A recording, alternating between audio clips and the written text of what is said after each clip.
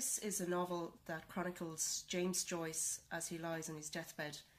It's a writer's thoughts on his life, his children's thoughts on their famous father, and a final story to defy them all. When this came to me for a cover design, it was a huge challenge, and having put a lot of thought into it, I wondered if a letterpress inspired cover had potential. Letterpress was the normal way of printing text in Europe from its invention in the mid-15th century by Gutenberg until the late 19th century. I'd used the letterpress in college, and as a learner typographer was just impressed by the sheer discipline, the patience and the respect it gave me for letter form. Everybody today can type anything on their phone. They can type an essay or a short text. Creating anything in letterpress is about patience and it's about endurance. I wondered if I could recreate this idea that I'd come up with through online imagery with actual letterpress. So I contacted the National Print Museum, and the education officer, Greta Halpin, loved the idea. So we set up a morning to recreate the cover with wooden letter form, and we worked with an artisan compositor, Mary Plunkett, who was our printer for the day. The type used was made from lead, but later editions of type use wood. And type is cut, it's not carved. These elements of the letterpress fonts tied in nicely with the title, The Woodcutter and His Family.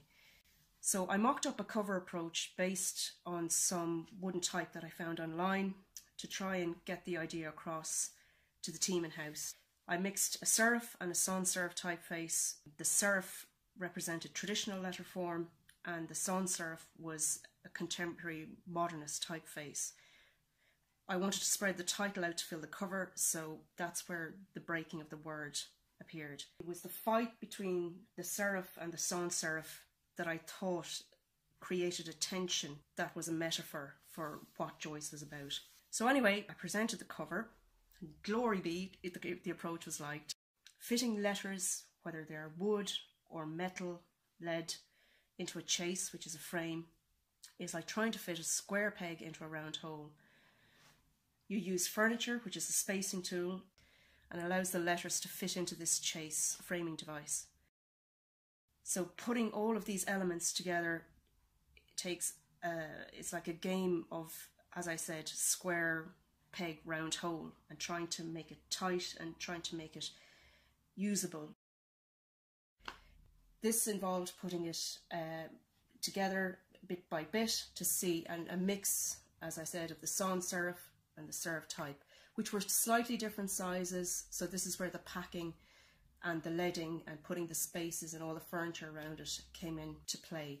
It was a slow process and a slow task. The process took about 2 hours, and eventually the type was placed in a chase, which is the metal frame that contains the type, and furniture, which are the pieces of metal or wood that help to space out the letters, was kept in place with Titan coins, or a locking device.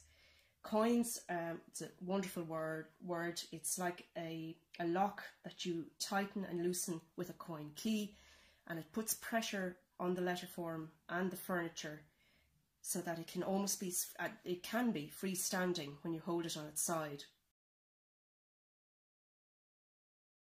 So now finally, after all our labours with the letter form, with the typography, with the chase, with the coins, on the press, everything is good to go, and we now come to the fruition of our labours.